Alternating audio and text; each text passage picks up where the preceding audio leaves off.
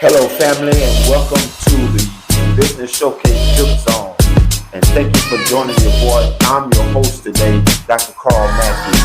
I have a very special guest that's going to be joining us today. And listen, I'm excited. Whatever you do, don't leave. You're going to get some very major, relevant information. My special guest today is a homeboy, a friend, a brother from another mother. I mean, literally. We go back over 40 years ago. In fact, we used to walk together going to high school, and we used to play sports together. We were on each other's team. Just a great, phenomenal guy. Very proud of him. Glad to have him part of our platform, our showcase today. And JY is in the house. JY is in the house. For those of you who don't know, nationally, that's Jet Gates. Yeah, so if you haven't heard of it, now you have.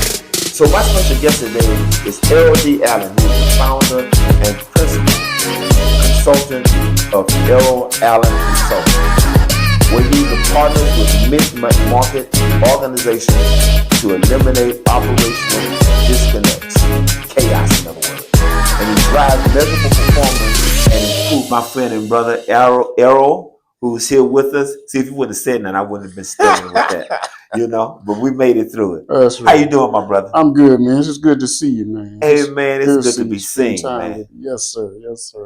I'm telling you, man, because, nowadays, my brother, a lot of people are tapping out, That's right. The Lord is calling a lot of people home. That's right. And That's we know right. He's the author and finisher of not only our faith, but life and death, right? So obviously, we still have purpose here. That's right. Otherwise, we would not be here. Or it should not be. Right. Absolutely. Right. So, man, let's let them know that it's not just a colloquialism when I say you, my brother from another mother. Carl, we go back. We were 13 years old when we met, 8th grade, Ryan Junior High. We just had that instant connection, Yeah. It just happened. We just had that instant connection. We've managed to keep up with each other over the years. Yeah.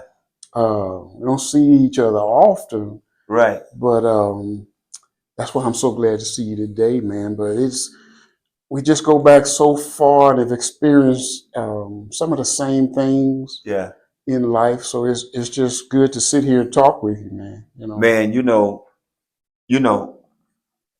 round of applause for that, because the thing about that, man, is that there are a lot of people that I grew up with that I haven't seen in years, who just simply either they in another part of the world or they just not in the world at all.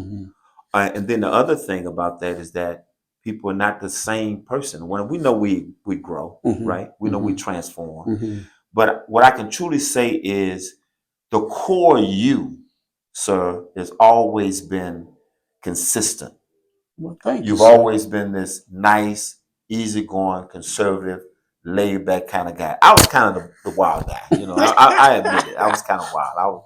I was searching for myself fast. But and I had a 2-parent home. I don't know if you did or not. Yeah, we did. Yeah. You had a 2-parent home. Yeah. And you have, how many was in your family? Just my brother and myself. Yeah. And my parents. So just one sibling. Yeah. You lost your brother, right? No, my brother's still here. Your brother still lives over in DC. Okay. I know he was going through a bout at one time. Yes, he had a stroke. Yeah. Back during the pandemic. Yeah. Yeah. And he came through that good. Yeah, he's just pretty good now. Yeah. Awesome, man. Yep. I'm glad to hear that. Yep. That's amazing. I'm excited to hear that, man. Yep. So the two of you all, and I know that from that solid foundation, you had an example, obviously, for what it's like to be grow from a boy into manhood. Yeah. Talk about that a little bit, man. Well, my dad was military. Okay. He had served in the Army during World War II. And he just had his ways. My dad was always calm. Yeah. Always relaxed. My dad never yelled at us. He had this look that he could give you that you knew whatever you were doing, you need to stop. My mother, on the other hand, I thought she had been in the military because she was like a little drill sergeant. But my mother um, was a good support system for whatever my brother and I endeavored to do. My mother always supported us. Yes. Um, so when you put those two together, when you said I'm calm and that came from my dad, right? Yeah. Speaking up for myself when I need to, that came from my mom. So yeah, we had that balance. Sure. It wasn't perfect. Wasn't a perfect situation because Right, nobody's right. parents are perfect. Right. But when I look back and look at some of The principles and home training. yeah, the foundation that was set. Yeah. Be good to other people. Don't mistreat people. Yeah. Help people. 'Cause my dad would say, "Boy, you help people because you never know when you might need help." Sure. Attending church. That was my mom's thing. Was going to church. Yeah. Learning biblical principles. That was my mom's thing. Sure. So that was a balance there from both of them, man. Yeah. That helped to define who I am. Right. As a person. Right. Yeah. And man, the thing about it is that out of all the times and years of us walking back and forth to school together, I never got a chance to meet your mother and father. Mm-hmm. That's right. It was like they was an enigma, Mm-hmm. I mean, I knew you had parents, but it was like you didn't see them. Right.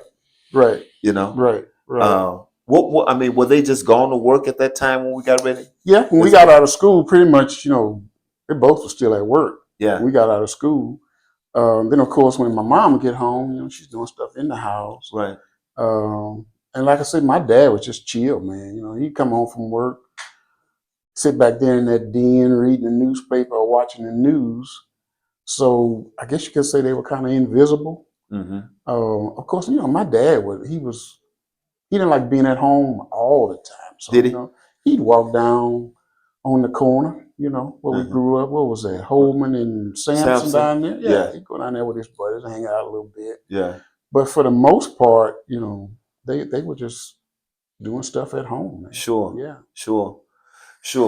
So, man, you've always had that persona and demeanor of being a very astute, disciplined guy, and I can see where you got it from, especially with your dad being in the military, right? Yeah. But when during that time, we talked about a lot of things. I think our connection was we talked about life as much as we knew it. Mm-hmm. But I think we had some pretty deep conversations, even being 13, right? Yeah, even as kids. Yeah, even as kids, right? Yeah. Just getting to know other people, how to treat people, what was the right thing to do versus the wrong thing to do. Yeah. Even getting on each other. Hey, that's not cool what you did or what you said. Yeah.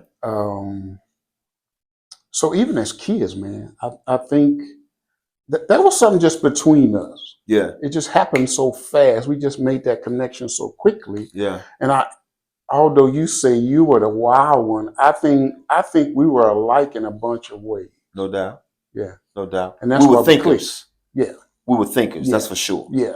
Because really my enforcer was my mother. She was Sergeant Payne. Mm-hmm. You know what I'm saying? Mm-hmm. She did not play. Like most mothers back then. My stepfather, mm-hmm. That was a tender situation. So he never did discipline me because he was a stepfather. Right. But my mother, that I would rather he discipline me than her, because she was notorious.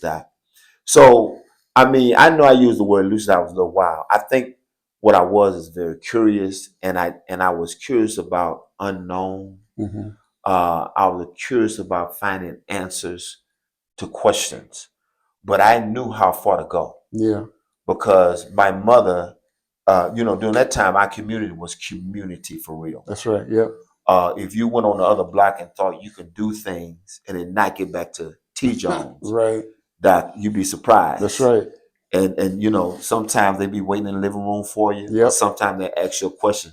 How was your day? Yep. Just to see if you were what you were gonna Yeah, all say. right. You were gonna admit you did something stupid. Yep.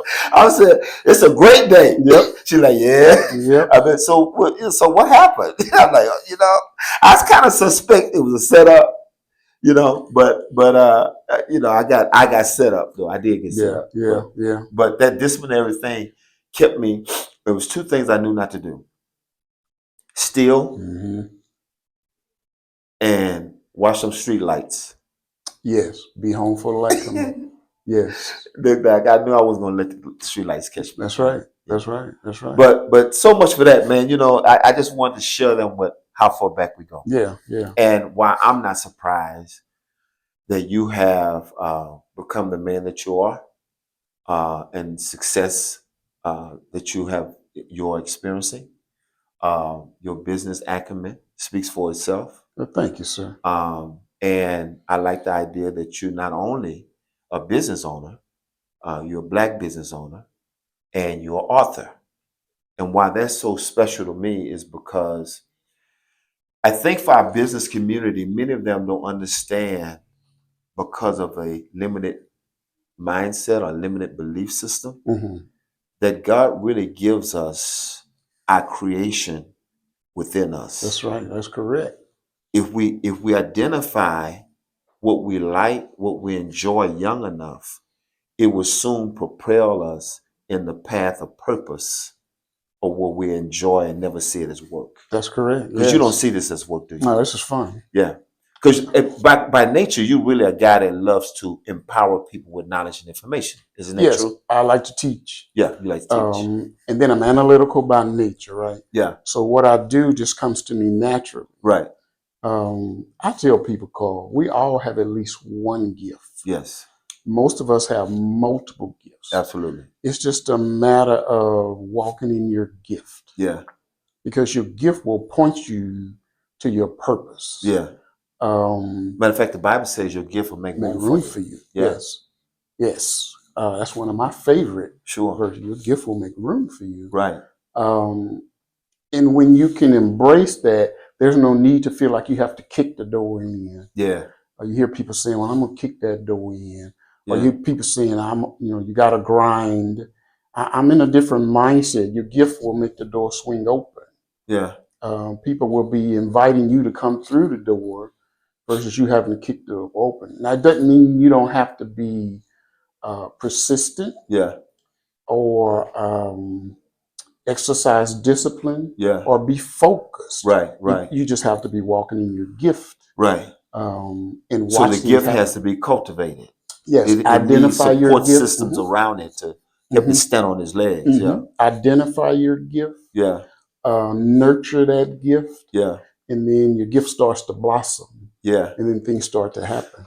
Honestly, man, I really believe that that's probably 80% of our culture and subculture challenge, is that many people don't have a clue of what their purpose is, or they haven't identified. They better know what they like. I'll give you an example. I used to, when I was at Yates, I used to take a word a day out of the dictionary, and I would include it in my vocabulary. Okay.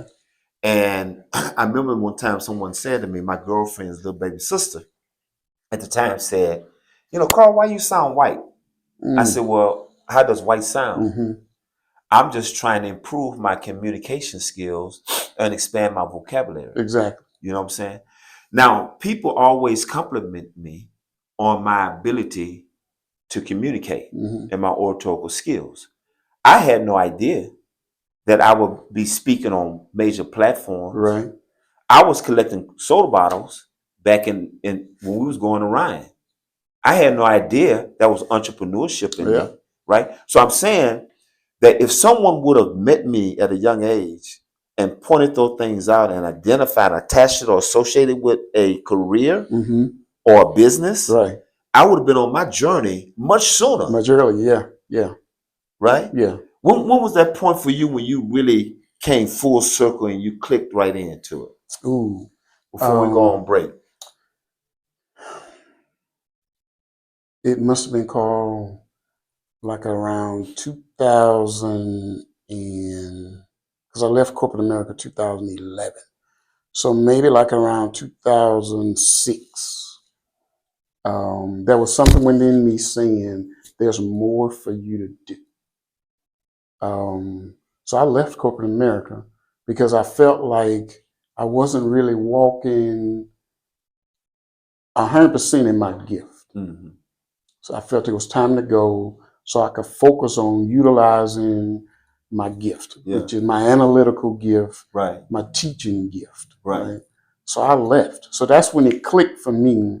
It's time for you to go. Now there was a build up. As I look back, I could see, okay, you were here because you needed to learn this. Sure, You were sure. here because you needed to learn this. But it just hit me one day. It's time for you to go and reach your full potential. That's a real caveat before we're gonna make. Listen, I want to tell you all, smash that subscribe button right now. Listen, make your comments right here, and invite your friends. Come say because he said something very, very, very key, and I believe that the point is that when you really just doing reflection and assessment of your childhood, those things that you've been good at, those things that you've been doing, that pattern. Go back to the origin of that pattern and associate that with who you are today. And I guarantee you, you might find some similarity there that will help you come to an identity about what your gift, what your purpose, what your talent is. Hey, listen, subscribe to the button. Hey, we're going to come back. We're going to dive right into who this guy is and what he really do. Okay? Subscribe to. Hello, and I am the finance guy. Investors, I have an opportunity for you right here in Houston on Terry Street. Properly located, very centrally located, near downtown, midtown, and even the medical center. And guess what? All the activities surrounding this property is gearing up for the 2026 World Cup. The HOA, there is not one, which means you can use this property in three different ways: short-term rental, long-term rental, and you can even make it available for traveling professionals such as nurses. This property will generate you anywhere from $1,500 to $1,800 a month. And the beautiful thing about this, it has a good time and a long time play for you to even use for an Airbnb. Here's the advantage of talking to me and taking action right now and taking action today. I'm going to finance this property for you along with my affiliate partner, and we're going to make this available with no underwriting, no banks, no documents, and not even the best credit score. And all you need to have to close total is $20,000. Listen, take action now. Currently, this property is off market. Take action now. Contact me at 213-292-5285. 213-292-5285. See you then. I was a little, I wasn't totally happy that I was chosen. Yeah. But I had to be, I heard my mother in my head. Yeah. Be nice, boy. Yeah, right. I heard my mother in my head. I was happy to be there. That's a once in a lifetime experience. Sure, absolutely. Out of the millions of people in the U.S., Right. we get to be on Steve Harvey's show. Right. Absolutely. So I was happy about the experience. Yeah. You know, so that's all I'm gonna say about it. You know, man, and so I live with a principle of if you bring value to the world will pay you what you're worth. That's right. Yeah. And so I couldn't go at that time. And I just got to be honest, you know, I was thinking like, who could I send? Who could I recommend that will represent? And you came to mind. And so I was like, hey, let me reach out to my boy and let him see if he want to do it. You know, and I was glad to see you go. I was glad to see you on the show. Man, and you represented, man. You represented big time. And so the young lady was a wonderful young lady who was there prospecting. Very attractive young lady, but I could tell that our flow was different, you know. And so I was really excited to be on the stage and get exposure to this huge audience. You know what I mean? Yes. Huge audience. As a businessman, we look for opportunities like that. Yes. And so went there, we didn't get chosen. So I was looking in the audience and see Somebody else was doing I was it. doing the same thing. You just, I was like, ooh, she's cute. man, hold up. She's cute. And I heard my mother, pay attention, boy, you on TV. Yeah, Pay right. attention. But Was that a nervous point for you though, man, when you had to come out and introduce yourself? No. It wasn't? No. Man, let me tell y'all. When I listen, we were standing behind that curtain and you talking about anxiety at a high level. Mm-hmm. I felt my body crashing because I knew it was nothing like a podcast or any other video where you can say cut, take 5 and come back or edit. It was live, yes, right? Live. Man, but listen, I finally got myself together, came out there, and got to first base. I was like, okay, all right, I settle down. You know what I mean? But anyway, so man, let's talk about what EA consultants do. So you were sharing with us that you realize that you a teacher and you're analytical thinker, which means you pay attention to details, you process, you pull the layers back, just understand how things work. Right. Right? Right. And I think that's probably the sweet spot of what you do. Exactly. That I find a lot of businesses don't do. Right. Is pay attention to the details because in fact they treat their business like a lick, like it's something that they just doing to make money, but they're not building a business to sell or for someone to buy. Right. Right. Right. So let's talk about what you do, man, in the name of your company. You know, name my company is Errol Allen Consulting, of course. What I do is I go into businesses and I look at how they do what they do. Meaning, let's look at your processes, right? What are your processes? Number one, process. Yes. Let's identify your processes first, right? What are your processes? And then once we identify them, okay, let's flow them out, meaning flow chart. Let's flow chart them out from the trigger, meaning what starts the process, to the end of the process. Let's look at everything that happens in this process. Okay. And then once we look at your processes, okay, are there opportunities to improve the process? Come on now. If there are, okay, let's make these changes so they're good for everybody. Now, in the midst of flow charting, I want 3 groups of people in the flow charting session. I want the people that do the work in the process. I want the people that are impacted by that process. And I want the people that feed the process. Because it's very, very do the work, impacted by it, and feed it. Okay. Now, what does that look like in layman terms? Do the work. The people that actually do the task within the process. Okay. Right. The feed is what triggers that process. Usually, that's coming from somewhere else. Somebody is doing something that triggers this process to start. So that's the outside. That's external. It could be external, but it also could be internal. Right? If you retarget the market from department to department. Department. Okay, gotcha. Right. Okay. So one department could trigger another department's task, right? So that would look like health and HR, sales department, accounting department, etc. Yes, just depends on what the process is. You mentioned sales department. Usually sales triggers operations, right? I'm selling something, whether it's a service or a product, especially if it's a service, and whatever I'm selling, then now it needs to be either installed or service provided. So you need that good connection between sales and service, or sales and operations, right? So I want, if sales is feeding that particular process, that operations process, I want them in the session because they need to hear how they're impacting, because operations the outcome would be their internal customer, right? Sure. So they need to have an understanding of how they're impacting them, right? And then the feeding. Yes, in feeding that process. So we want the people that do the work in the process. We want the people that are impacted by that process. And we want the people that feed the process in the session. Sure. Because it's tedious work. Yes. I love it, but everybody's not me. Right. So you don't want to have to do it twice. Well, as a business owner, I don't want to have to do that. Yeah. I want to be good at what I'm good at. Right. What I'm good at is shaking hands, bringing awareness. Right. Introducing people to what I offer. Right. And then once they get into my system, then I want my system to cultivate that.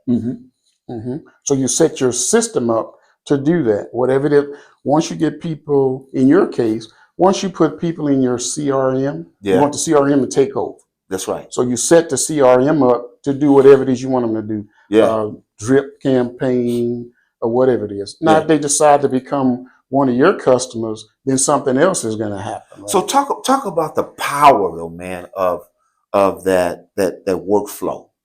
Because I love the workflow. Yeah. It's so essential. Yes. It's the core, actually. Yes. To one of the cores of your operation of your business. Yeah. Talk about the benefit of that. Everything in my mind is a process. Yeah. Right. So to look at your workflows, I think is critical so you can see what it is you're doing. Mm-hmm.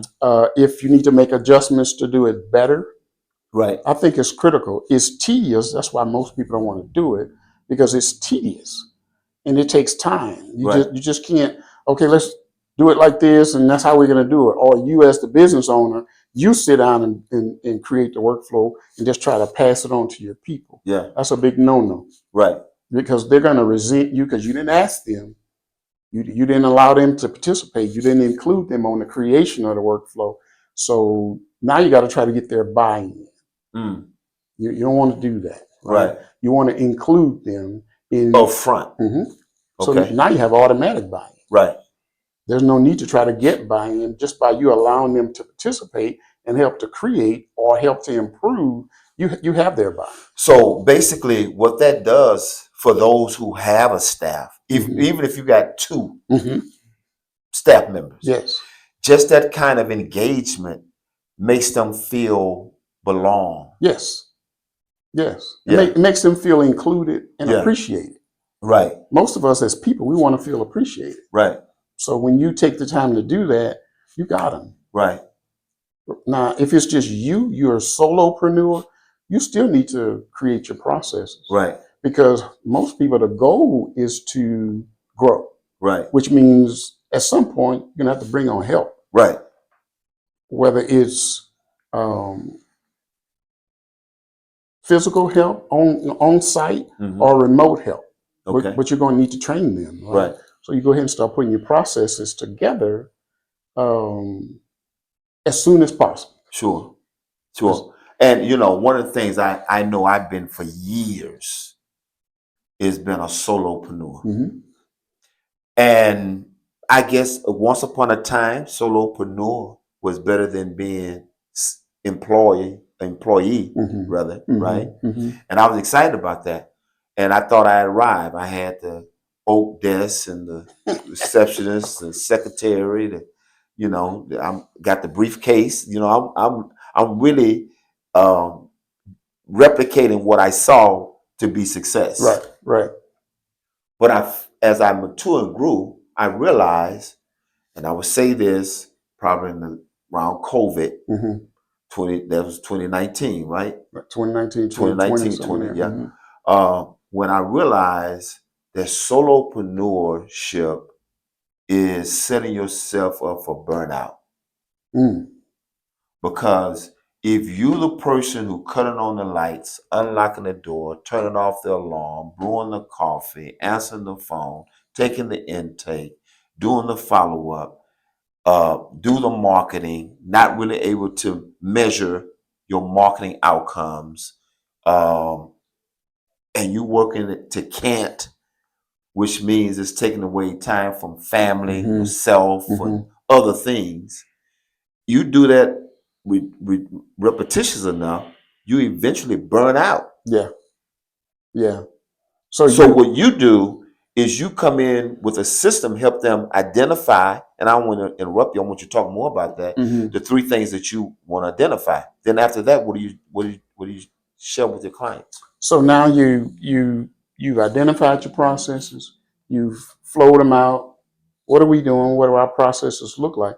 Then you want to create your and then identify them, improve them where they need to be improved. Then you create your standard operating procedures, right? And once you have your standard operating procedures created, now you know that things are being done in a consistent manner that's good for everybody. Standard operating procedure? Yes. Your SOP? Yes. Now, if you are not getting if you are not getting no gems from this, no value, shame on you. You need to have your pen and paper. Hello, and I am the finance guy. Investors, I have an opportunity for you right here in Houston on Terry Street. Properly located, very centrally located, near downtown, midtown, and even the medical center. And guess what? All the activities surrounding this property is gearing up for the 2026 World Cup. The HOA, there is not one, which means you can use this property in three different ways: short-term rental, long-term rental, and you can even make it available for traveling professionals such as nurses. This property will generate you anywhere from $1,500 to $1,800 a month. And the beautiful thing about this, it has a good time and a long time play for you to even use for an Airbnb. Here's the advantage of talking to me and taking action right now and taking action today. I'm going to finance this property for you along with my affiliate partner, and we're going to make this available with no underwriting, no banks, no documents, and not even the best credit score. And all you need to have to close total is $20,000. Listen, take action now. Currently, this property is off market. Take action now. Contact me at 213-292-5285. 213-292-5285. See you then. Because you're really getting some very valuable information. Y'all don't want to go nowhere. Hit that subscribe button and continue with this, because it's going to get greater later. He's going to drop some real gems. Business, because this is for business and entrepreneurs. But I want to give a backdrop, because many times we think what people's success level is now, that they've always walked in that space. And that's not the case. You know, that we was talking about it earlier. Go through the storm to get there. But I remember what helped me understand that other ethnic groups were human like me is when I went to live with my dad in '72, and I was supposed to be going to Carver, but they then did the integration of schools, and I ended up going to Eisenhower in Inwood District, which was all white. Yeah. And I was around nothing but other white students. And I got a chance to live and experience that they are just a human being. That's right. You know, they only thing different was the pigmentation of their skin, the texture of their hair, maybe the color of their eyes. Yes. But they were still human beings in God's creation, right? Right. They just come from another ethnic group. Right. And I realized that, you know, I was just as smart as some of them. Exactly, yes. Right? Only thing that I think separate people from being smart or not is how well you apply yourself and the disciplines of learning. Like you said, you like to read. Right. I didn't hate reading, but I just didn't read a lot. Right. Because I did it so well. Right. But math, I would stay away from. And it wasn't that I didn't want to know it, but it intimidated me. Yeah. Because I didn't know it. Right. And nobody was really teaching me the fundamental to understand equations and how to solve problems. Right. Now, that's why education is so important. Because when you develop your mind to start understanding the power of solving problems mathematically, you can apply that to even life. Yes. Or just in the sense of, I feel like I'm not good at this, so I'm going to back away from it. Versus, how can I get better? Yeah. How can I get better? How can I deal with this challenge or this obstacle? And then once you learn how to do that, because there's going to be other challenges coming. Right.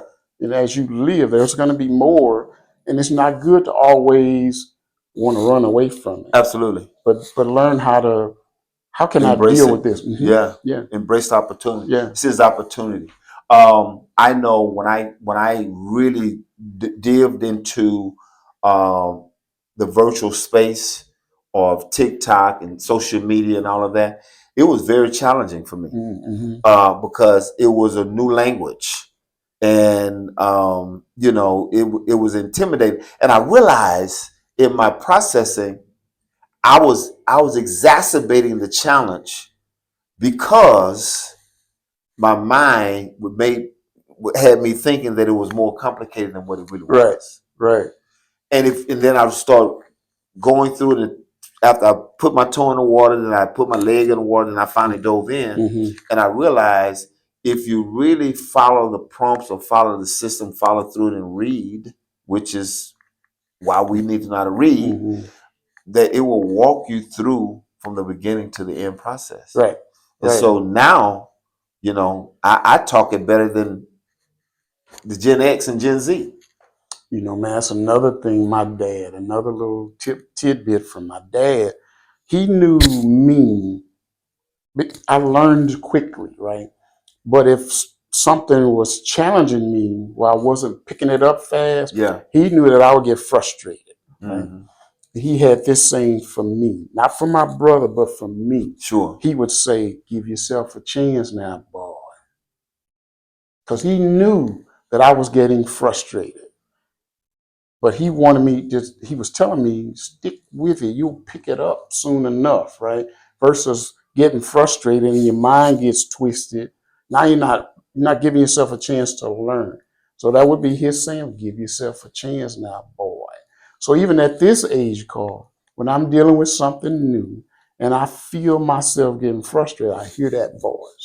Give yourself a Give chance. yourself a chance now, boy. Give yourself a chance. Mm-hmm. Yep. Now, boy. Mm-hmm. Now, boy. Yeah. Yep. the power and the effectiveness of a father's voice of wisdom Mm-hmm. Mm-hmm. is so major. Mm-hmm. You had what I didn't have. I didn't have a man in my house. There was a man there Mm-hmm.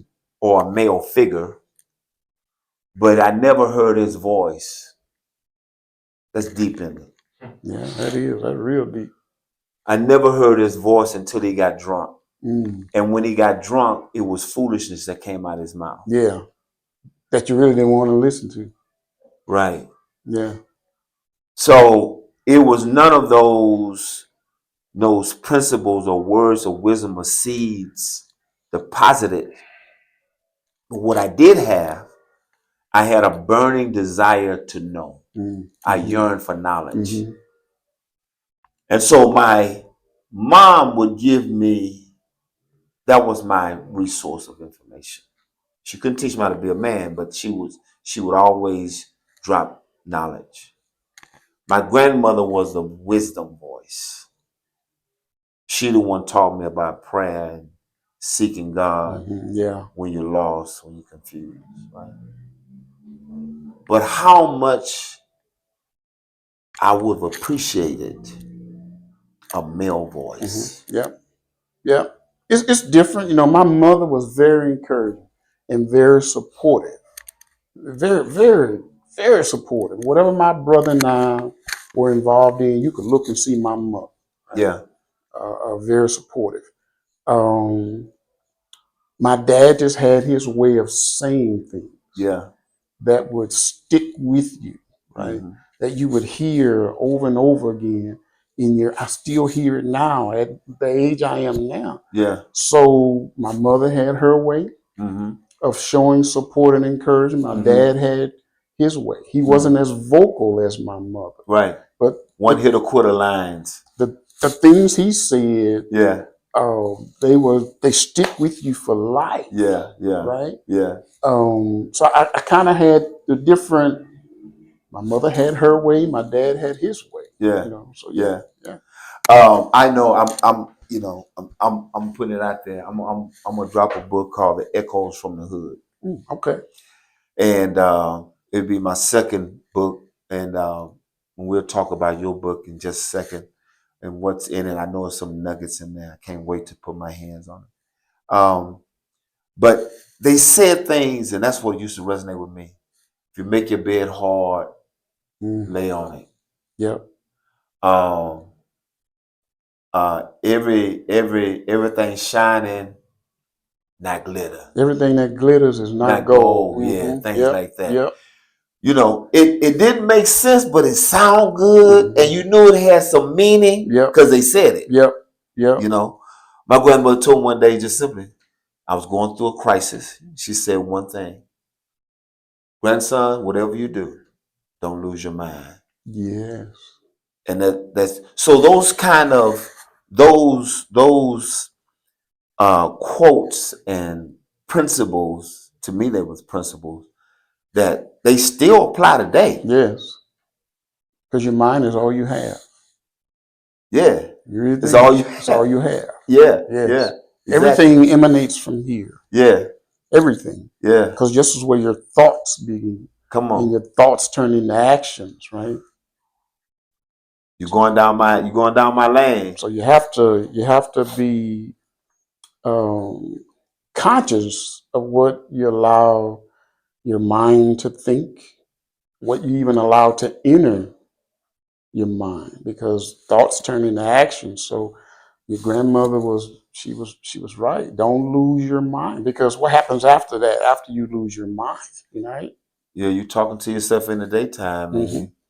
you can't be self-sufficient. You Right, can't function. right, You're dysfunctional. right. You know what I'm saying? You can't make good quality life choices.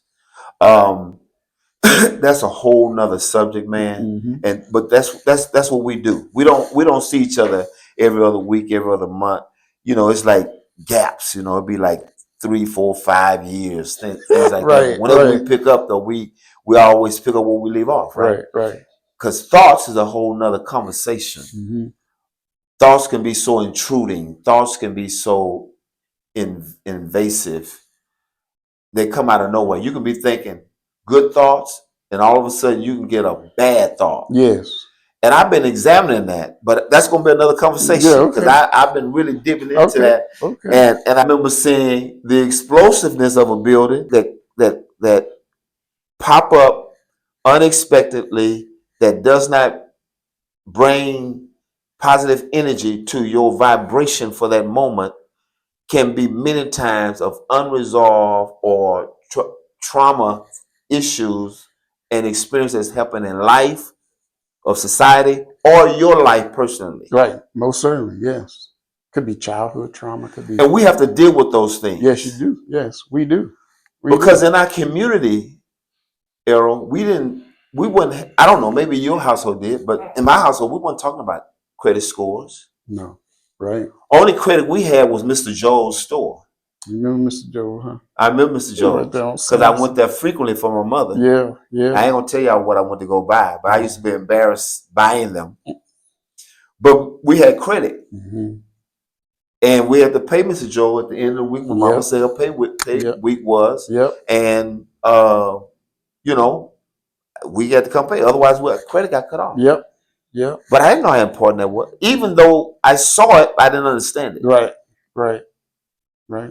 Was there any kind of conversations like that in your house? My mother was great with money. Okay. And when we started working as teenagers, she made us open up a savings account, because you don't need to spend every dime that you make. Mm. You make sure you put some back. Mm-hmm. Right? Talk to us about budgeting, right? You have your obligations. Make sure you pay your bills first, right? Mm-hmm. Don't make unnecessary bills, Mm-hmm. right? Right. So that you have something left from your paycheck versus Right. it all going to bills, right? Right. So just a little fundamental thing she Yeah. kind of taught us. Yeah. Yeah.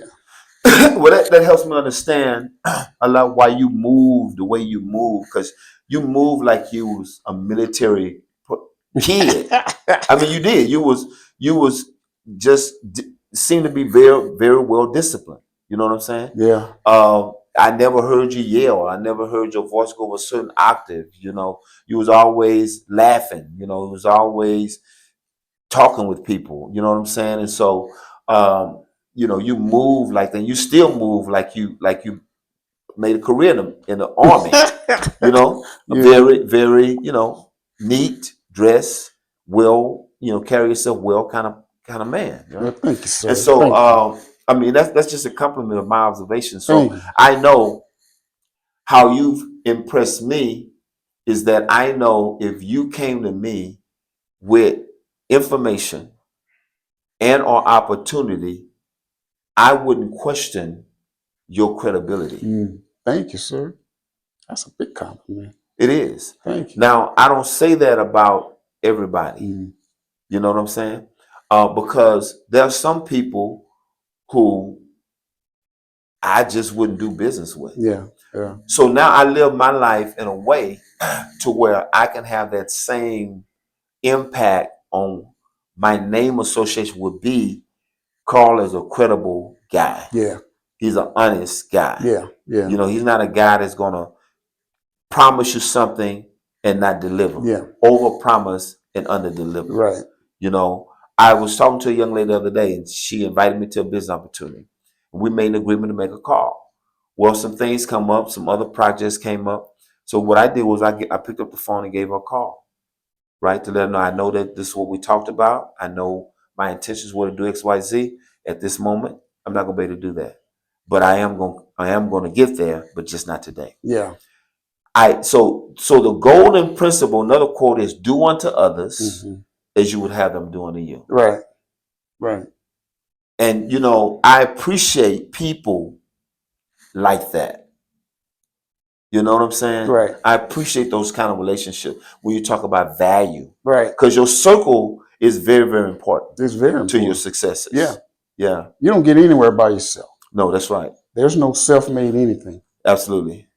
No self-made anything. Man. See, that was a nugget right there, y'all. Yeah. Somebody has helped you along the way. Yeah, absolutely. They may not be visible. Right. A lot of times because they don't want to be. Right. But there's no self-made. Somebody has helped you along the way. Yeah. Hey, man, on that note, listen, I want to give a shout out to Cadence Bank for being one of our sponsors to provide this space for us to come in and do our podcast on today. Cadence Bank, thank you so much for being visible in the community and being community friendly and allowing us to do this, to be able to talk about what we're talking about today with Mr. E.A. Earl Allen Consultants. Hey, listen, smash the button, subscribe, tell your friends, come here, make comments, okay? We're going to have a special bonus for you at the end of the show. And so come give us some comments. Let us know what you like. Let us know what we could have talked more about. And we'll be right back, okay? Hello, and I am the finance guy. Investors, I have an opportunity for you right here in Houston on Terry Street. Properly located, very centrally located, near downtown, midtown, and even the medical center. And guess what? All the activities surrounding this property is gearing up for the 2026 World Cup. The HOA, there is not one, which means you can use this property in 3 different ways: short-term rental, long-term rental, and you can even make it available for traveling professionals such as nurses. This property will generate you anywhere from $1,500 to $1,800 a month. And the beautiful thing about this, it has a good time and a long time play for you to even use for an Airbnb. Here's the advantage of talking to me and taking action right now and taking action today. I'm going to finance this property for you along with my affiliate partner, and we're going to make this available with no underwriting, no banks, no documents, and not even the best credit score. And all you need to have to close total is $20,000. Listen, take action now. Currently, this property is off market. Take action now. Contact me at 213-292-5285. 213-292-5285. See you then. Still there. Hey, we appreciate you for sticking with us. And listen, I hopefully that you appreciated the public service announcement that you heard by Cadence Bank. And listen, if you're interested in being a depositor there, I recommend that you do that because they're great to me. And done some other things with them as well. So they're a nice institution to do business with. So listen, we're back on the show and we got our guest here with us, Earl Allen. And so we talked about a little bit about our childhood and what we got exposed to. There was a whole lot of information in that. Just this show won't permit us to talk about that. But what we want to go into now, we want to talk about, Errol, how did you get to the space where you are with your consulting company? What was your background in consulting, or were you with corporate America? How did that happen? My background was not in consulting. I had spent, many years in corporate America at various companies. Okay. One stop, TCI Cablevision, I was an operations analyst. Okay. And what I did was looked at how the company did what it did. The GM's mandate to me was, I want you to go through this whole company to see how we're doing, what we're doing, because right now it's a mess. Mm. So in doing that, I discovered what I loved. How did you get in operational? I mean, did you have a background in operations or something? I did not. Before TCI Cable, I had worked for ADT Security Systems in the monitoring center, and I had worked for the Houston Post. Now, at the Houston Post, I was an operations analyst in the call center, looking at how effective is the call center in regards to servicing incoming calls, understanding who impacted the call center within the post, just looking at that kind of stuff. Mm-hmm. So that was kind of the start, right? So when the post closed, Carl, you remember that? I do. I had only been there 3 months Mm. when the post closed. Wow. Yeah. And then the opportunity with TCI Cablevision came along, and it just seemed to fit. So I applied for it Operations. and got it, Okay. right? And you had the mindset you'll learn as you go, what you didn't know how. I just had the mindset that I could do this. Okay. When I saw what the position was, I can do this, right? Yeah. Just based on The description that they gave. yeah, and some of the things I had done at ADT and the Post. Okay. I'm like, I can do that. So I put my resume together, submitted it, because back then, you had to fax your resume. Yeah, you know, faxed it in, got a phone call, hey, come in, we want to interview you, and got the job. Awesome. So then it just seemed natural. It didn't seem like work. It seemed I was just like floating on a cloud. Wow. When I went to work, because I was doing something that I enjoyed doing. Okay. Yeah. So and obviously did it well that you got somebody's attention. Yeah. So when the GM decided he was going to take an opportunity in St. Louis, he wanted to take me with him. Okay. My kids were small then. So I need to have a conversation, and so it didn't work out to where I followed him. Right. But what that told me was what he thought of my skill set. Sure. If he wanted me to take me with him, I'm like, okay, he must think that what I'm doing it well. Mm-hmm. So then through my other corporate stops, I decided I wanted to go out on my own. Okay. My last corporate stop was with Geico. Okay. I was there for 10 years.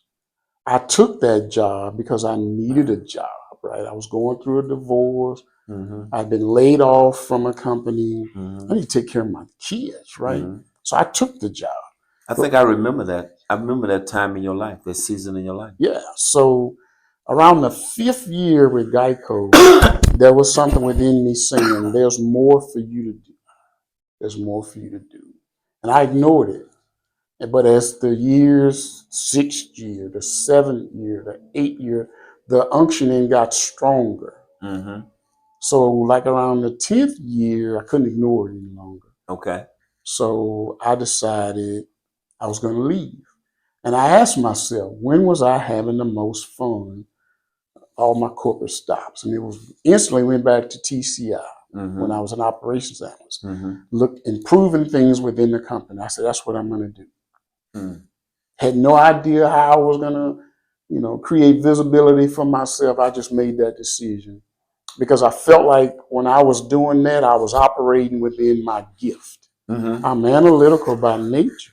Right. I can't help myself. Right. I analyze everything. Right. No matter where I am, I'm looking at how you do that. Right.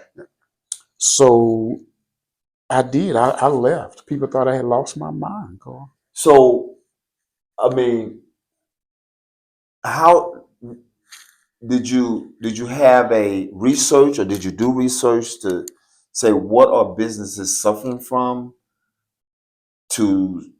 that prompt you to go into this space and offer your services? Or was it just that you saw the experience of your GM who came to you and say, this company is a mess, we need you to clean it up? And did you just feel like that was a need for many other companies like that? I just felt like that was a need, right? Yeah. And just based on not only being there, but observation from going dealing with other companies, going to buy something, purchase something, um, riding something, riding metro. Uh, I could just see, man, this could be better. So I just felt like there's a need for what I do without even confirming it, right? That's just how crazy I was, right? I'm just going to step out because I feel there's a need for what I do. There's many businesses that I can help because of what I love to do. I don't recommend everybody do that. Yeah, right. That's just what I did, right? right. So I paid for it along the way. But that's just what I did because I felt that unction and strong enough that hey, you're not utilizing your gift and your full potential. You need to. Geico had become comfortable. I could do the job with my eyes closed, right? Right. It was just routine. Right. I wasn't really utilizing my gift, and and as I look back, I don't feel like I was really on purpose. Right? Yeah. I don't feel like I was just doing something. Right. To get a check. Yeah. Pay bills. I was just doing something. So you was also dealing with a salary cap as well, right? Yeah, you was dealing with salary cap too. Yeah. You might get some bonuses or something like that. Geico paid me well. Cole. Yeah. They paid me very well. Okay. I had a company car. They encouraged us to stay in the car even when we were off because it was advertisement rolling down the street, right? Sure. So my Geico car went everywhere. Right. It went to church. Yeah. It went to the Red Cat. Yeah. It went everywhere. Yeah. Right. So I was giving all of that up. Right. To walk out on faith. Following that unction, right? Following that unction. Getting out of the boat. Yeah. To walk on water. Was it a risk? Yeah. Yeah. Was it worth it as I look back now? Yeah. Yeah. Now we do realize some people are just built to be in corporate America. That's what you call to. That's your unction to do that. Do that, because most people would have thought that was success. Company car, right? Making money, right? I mean, that benefits and all of those things, right. Which they are, right? It's great. But for the entrepreneur, like myself, like you, I'm sure, is that you realize that you have that intellectual property, you have that discipline to understand time management, accounting, managing your money, because mama told you, don't spend all you get. Daddy told you, be true to yourself in so many words, boy, So those things that was already instilled with you, and you realized that there was no ceiling, so you became an eagle. And you hunt for your food, and you can eat as often as you want to daily, as opposed to being the bird who's being fed a meal every day. Right. Yeah. And enjoy it. Enjoy the process of hunting, as you say, right? Because I enjoy what I do. Yeah. I love what I do. There's no, oh man, I don't feel that when I wake up in the morning. Right. It's like, hey, let's go. Yeah. I tell people all the time, if you called me or text me at 2 or 3 o'clock in the morning and said, Eric, I want to flow out this process, all I'm going to say is, hey, give me time to get to my Surface Pro. We can roll. Yeah. That's just how much I love it. Sure. So it's not like it's a strain. Right. It's like, come on, let's go. Right. It's fun to me. Yeah. I tell people, all of us have at least one gift. At least, yeah. A lot of us have multiple gifts. Sure.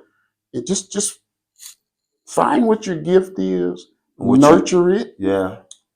Step out on it, and you would be shocked as to what can happen. The results. My. Because the reality is, corporations that we work for was from someone's vision and dream and goal, and somebody decided to step out on it. Exactly. Execute faith. Exactly. And bring it to fruition. Yeah. I mean, restaurants, energy companies, you name it. Yes. It came from someone doing that exact same thing. Yes. Everything you see right around you. As we look out this window, Yeah. everything you see was an idea in somebody's head. Somebody's here. Yeah. I mean, Everything. the Wright brothers are a good example. Yeah. You know, but you know, I mean, there were many African Americans who were inventors. We don't get credit for that, Right. but you know, we know that they exist. Right. Right. Right. You know, so I kind of see myself like that kind of person, an inventor, tapping. For me, an idea that is so easy for me now. I mean, to get an idea, get a thought, process it, evaluate it, see a niche, see a need. God has given me that given ability to know when something is good and something is not. Mm-hmm. Mm-hmm. I have it naturally. Yeah. And the reality is I've always had it, but I didn't know how to identify it. Yep. And so I think that what we're really talking about is maybe our audience need to go back and they need to examine the things that they've been good at as a child, follow that pattern, and see how it applies today. Yeah. Or even what people today may say to you, you know, you're really good at that. Yeah. You don't even think about it. You don't even give it a second thought. Right. Right. Right. And people you keep hearing the same thing. Right. You make that look so easy. Right. And to you it's like nothing. Right. Because you just like doing it and you can do it well. So you don't even give it a second thought. So if you keep hearing that there's something to that. Mindset, which I love about mindset. I've been in that mindset mode, man, for the last 5 years or so. And with the mindset challenge, you have to be willing to deal with the good, the bad, and the ugly, Mm-hmm. right? To thy own self, that's one of my favorite quotes. To thy own self be true. Right. Right? And that is being true to myself is to recognize the areas that I'm not good in or that's weaker than other areas I'm stronger in, right? Or things that I'm lacking because of lack of discipline, right? And so, you know, what I say even, what I speak even. Yep. Like I don't use the word if, and if I do, I'm gonna correct that real quick. I don't use the word try. Mm-hmm. I'm gonna correct that real quick because I realize that my words and my language, I can speak life to me. That's right. Or I can speak death to me. That's right.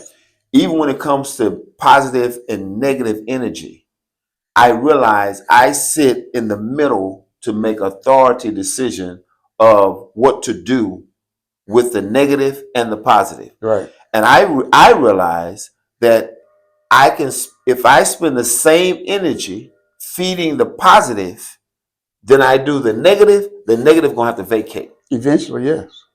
Yeah. It's gonna go. Yeah. You know what I'm saying? So I'd rather spend my energy not dwelling on the negative energy of what happened, what went on the day before, what went on this morning, what went on 10 minutes ago. Recalibrate and start over and take my energy. And if it means doing a redo, do a redo. If it means, you know, starting over, start over. Right. But one thing for sure, growth comes out of that. Exactly. Right? Exactly. Yes. Yeah. Yeah. So put something on it, man. It's just important. Mindset. Sometimes we have to get out of our own head. Come on. Especially what you've been allowing to. I don't think they heard you. Say it again. Get out the what? We have to get out of our own head. Head, yeah. It depends on what we've been allowing to take up space in our head. Right? Yeah. And how do we speak to ourselves? Yeah. What are you telling yourself? Who are you saying that you are? Right. Understanding what's possible. Yeah. Just because you don't see it doesn't mean it's not possible. You mean physically see it? Yes. Yeah. Doesn't mean it's not possible. Yeah. Doesn't mean that at some point it will happen. Sure. Right? Yeah. So you have to just be aware of what you're allowing to happen in your mind, right? And talk to yourself. And sometimes I have to tell myself, okay now, Okay, now. Okay, you gotta let that go. Come on now. Yeah, that's right. Come on now. You're right. You got, come on. Right. How long you gonna stay there? Right. You know? Yeah. And so that something creative can come about. Yeah. Right. We're all just creators. Yeah. Right. All of us. All of us. We're creators. We're byproduct. Yes. We're all creators. Come on, Dad. It's just a matter of realizing that. Yeah. And understanding the power that we all carry. Come on. Because we are creators. Yeah. Like you said earlier, we have to be careful what we allow to come out of here. Right. Because this is where creation happens. Yes. It starts here. Yeah. But then you speak it, right? Yeah, right. You got to be careful what you let. I hear people say, and they be joking, right? They're joking. Mm-hmm. Man, I'm broke. Like, man, don't say that. Right. Man, don't say that. That's right. Because you can bring that about. Yeah. It's in the atmosphere. Yeah. So we're creators. And once you understand you're a creator, then things can start to happen for you. When you understand I'm a creator, I have the power to create. What am I going to create? Yeah. Right? Yeah. What am I? Yeah. What's my purpose? Right? Come on. What is my contribution? Yeah. What is it that I'm going to create? Come on. And then understand I can't speak negative and expect a positive creation to happen. Right. Because you're going to create either way. Right. You say negative stuff, you're going to create negative experience. Right. I'm watching the Business Showcase Drip. If this conversation adds value to you, make sure you subscribe, follow, and share it with another business owner or entrepreneur who needs to hear it. We're here to spotlight real stories, real lessons, and real success. Stay tuned, because success starts before the business. The Business Showcase Drip. Please subscribe, follow, and just send us a message and let us know you want to be on our platform. Bring branding and awareness to you. Marketing today. Peace.